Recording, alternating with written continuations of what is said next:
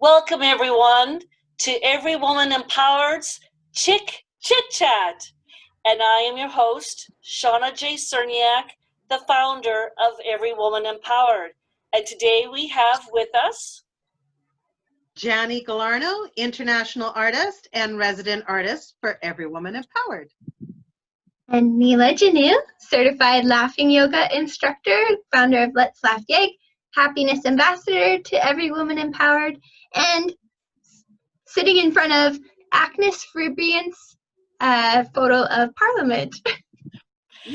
And our special guest, Honorable Ethel Blondin Andrew, Privy Counsellor, Senior Political Advisor, and Business Consultant, the first Indigenous woman elected to Parliament in 1988, and the Maclean's 2019 Lifetime Achievement Award recipient.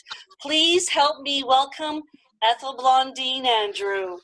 Woo! Ethel, so happy to have you on here. I mean, a woman of such prestige.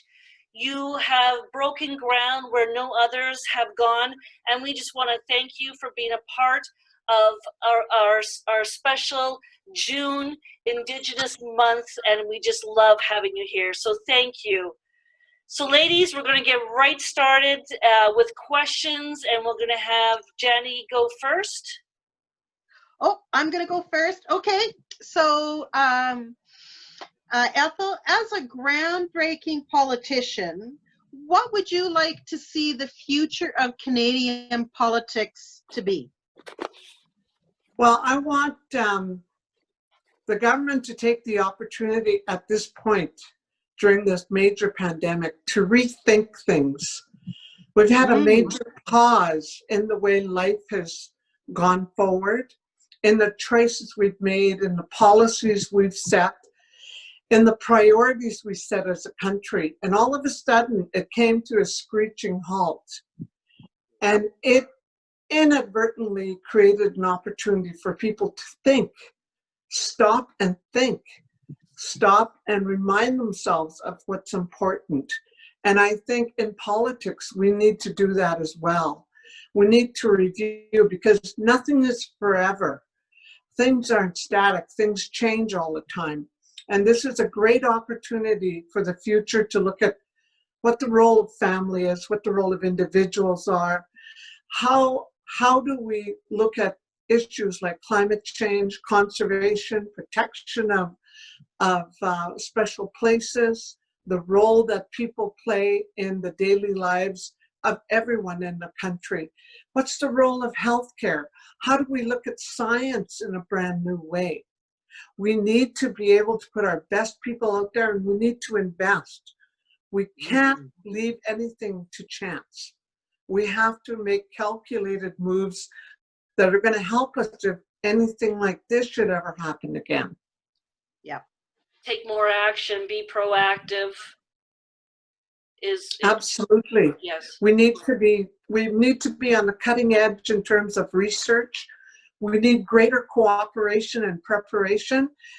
Everyone, every country was caught flat-footed. Nobody had a plan for any kind of pandemic. Yeah. It was unheard of. Who puts pandemic on their journal or on their calendar? It wasn't there. No. It just popped up one day and there it is.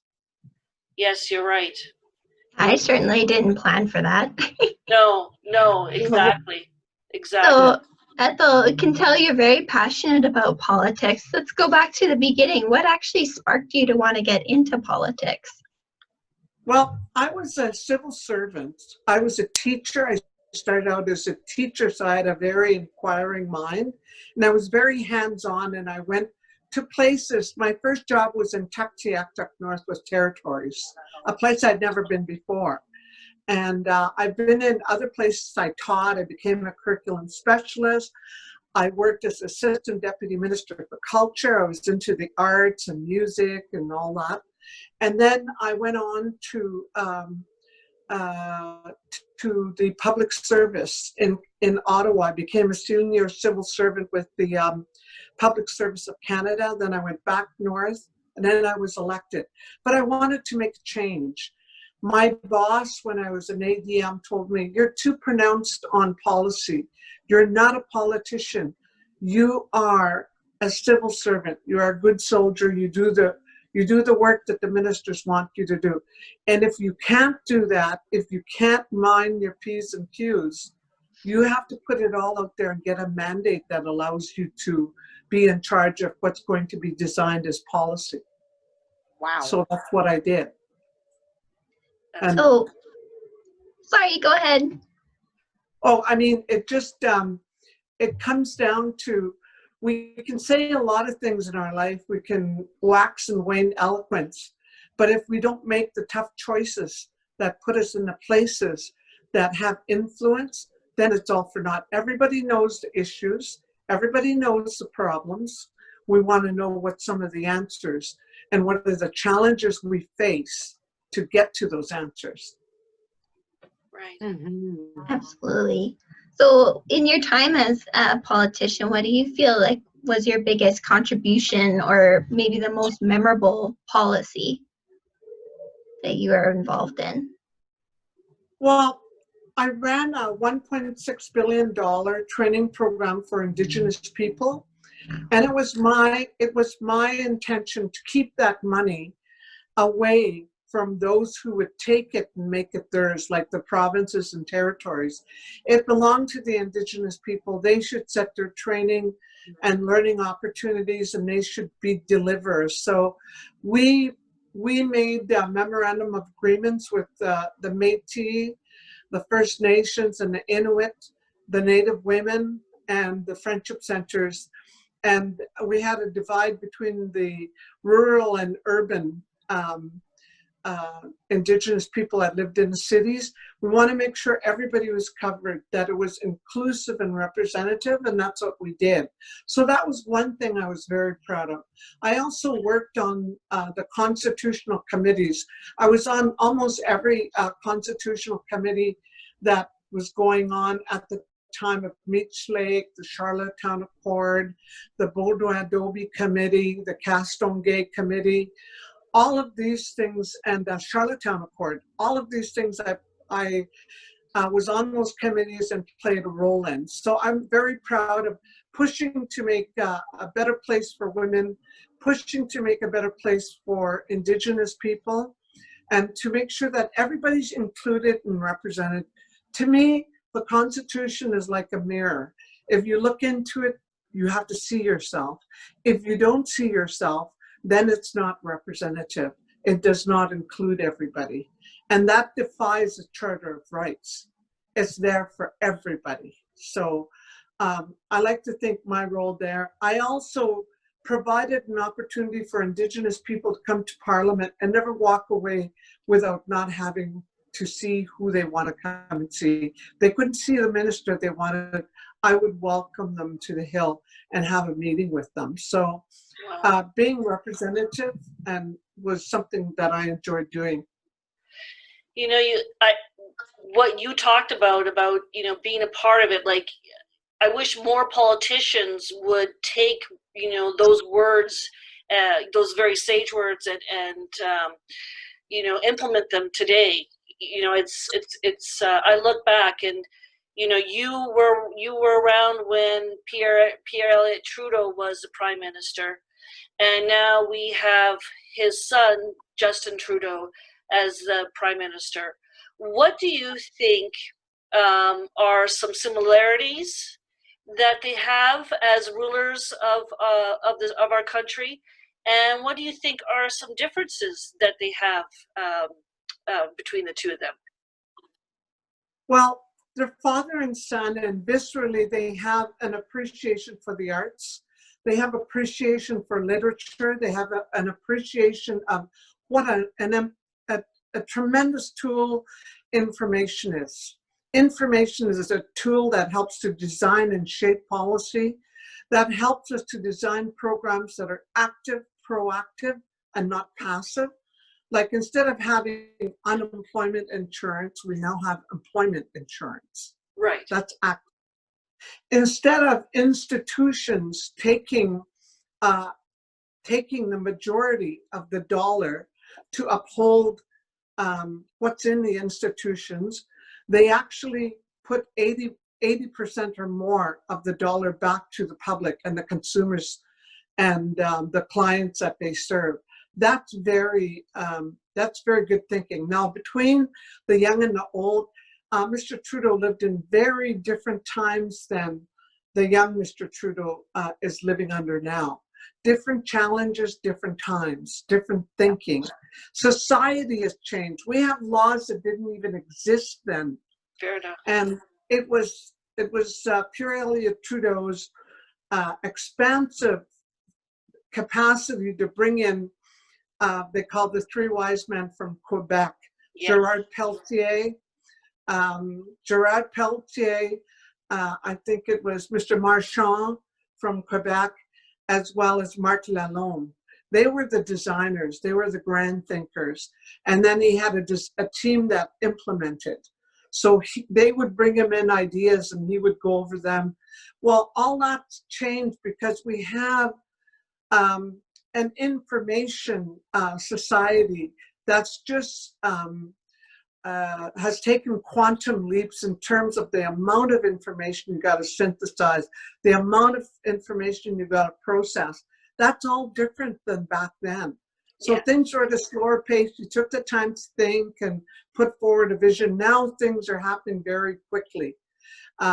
So I think what we have right now is we just have a cataclysmic effect of this is happening, that crisis is happening. We know all about it. It takes not very long for information to travel, and people have, it's amazing what people expect of government these days. And I think they have two different roles they've had to play in two different times. I don't think it would be fair to compare them, but I know one thing is they both are strong-minded. I think they both like to focus on the issues rather than the minutiae of personal name-calling or all kinds of denigration of other people or issues. That's not the style. They both employ a style of working with people, more refined negotiations, and I think more forethought about I think they have an appreciation for dealing with facts rather than fiction, and dealing with things that are true rather than things that they conjecture. So there isn't a lot of guesswork. I think that's what I've seen up close. I know both of them. I know Pierre Elliott Trudeau better than I know his son. I do know Sacha Trudeau better than I know his brother. But I would say that my appreciation of both of them is that they each have their own style, and you have to sort of respect that. I don't expect him to be like his dad. He doesn't have the same issues to deal with. Right. And it's a very different world, very different set of circumstances. Yeah, you're right. It is totally two different from the 80s to now. Totally different world. You got that right. Even globally, the expectations and the partnerships we have with the G7, G20, all the National Security Council, a lot of those roles have shifted and changed. Globally, the finances, all of the things that are happening in trade, the trade wars, all of the various challenges we face, that also is different than when Pierre Elliott Trudeau was the Prime Minister. It's a different world today. And it will be so in the future. Right. Ladies, did you have some more questions for Ethel? I do. So during these challenging COVID times, personally, what has kept you balanced or grounded at this time? Well, my work, for the most part, I work with a group called the Indigenous Leadership Initiative. And it does two things. It works on Indigenous protected areas for conservation. We try to preserve lands. You cannot use every single resource in the world and leave the world without nothing. Exactly. So that's part of my job. And the other part is creating people who know how to look after the land, the water, and the animals. That has been my focus. And I got into this before this whole pandemic started. And it has given me focus. It has given me the opportunity to appreciate far greater. I took the opportunity to go on the land in the spring for 10 days with my husband and our very good family friends. And it was good to be on the land. It's time to touch the earth, to think about the things that are happening, to appreciate the animals. We saw thousands of birds migrating on their spring route to their feeding grounds. We were part of living in a camp on the land, and I think that really helped us. The other thing is we continued to work. We continued to talk. We continued to take the time to do the things we never have time to do. I love to sew. I love to do crafts. And I started to prepare myself to be more engaged in those things when I'm not working. I'm not sure when that will be, but but also I'm involved in the fisheries, the National Indigenous Fisheries Institute. And we did a report on fisheries for DFO, and we're just regrouping to see where the priorities are. How do we preserve this? Food security is a big issue. I was taking the meat that's harvested from the big game hunters and paying it forward back to the people. Caribou, sheep, moose, harvesting it, cleaning it all summer long, July, August, September, and working at that in a very, very stressful but very satisfying way. It's a lot of work, it's a lot of physical labor, but it's very satisfying to know that you're providing food security for your own people. Yes. Yeah. But I think we can all agree, ladies. Maybe next time we should ask, what are the things that Ethel does not do? I think the list would be a lot shorter. Sorry. The amount It's of amazing. Yes, the amount of hats, the organizations, the involvement. It's just, it So blows. inspiring. Yes, it blows my mind. Totally blows. I want to see more women. Yes. More women, and I want to see a female prime minister one of these days. Yes. Again. Yeah. Yes, again. I yes. do. And Long again, term. because Kim Campbell, I served with Kim Campbell. Did you? She was Wow. a minister, yes. And I started when Brian Mulroney was there. Yes. Wow. So Wow. I really appreciate the fact that we have had a prime minister that was female. There should be more female leaders in the world. I'm all for that. Absolutely. Absolutely. There's Well, no reason why not. No, there So- isn't. What advice would you give to somebody wanting to get into politics? Maybe somebody's watching right now, a woman that wants to get into politics. What would you say to them? You know best. You know there's a voice inside of you that tells you, I want this. Like Janny Galarno, I want to be an artist. I know I'm an artist. I want to realize that. And your voice tells you that. Trust yourself. Yes. Yeah. You will know if you are called. And you have to go for that. I always tell them, do not be afraid. Do not allow people to define you. You define yourself. Best you define yourself than someone else come and do it for you. They always put you below your station.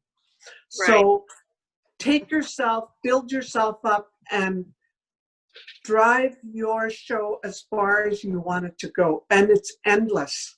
Yes. It's an endless. Keep your mind open. Learn all the time. Always be learning. Leave your mind wide open. I love that. So Ethel, before we go, it is, of course, it's Indigenous Month. Is there something a message you would like to leave our listeners, our viewers, in regards to Indigenous Month? Any message you would like to give them? We have to be more pronounced about who we are. We have to hold our people up. We mustn't pull our people down. We have to push each other up. We can't pull each other down. We have to say better things about our leadership. We have to help us get there. We have to support one another. And you know, sometimes we idolize people that are not from our culture. We Right. could do more of that for our own people. Absolutely. And I think that's absolutely critical. Don't forget, you know, we still have challenges like with the murdered and missing Indigenous women, with the number of children in care, with the quality of education our people get. We still have tremendous challenges. The health of our people is very important to me. The dental health of our people is a critical issue that I've pushed on for years. And I think it's just a real basic need. So there's all kinds of things we need to do.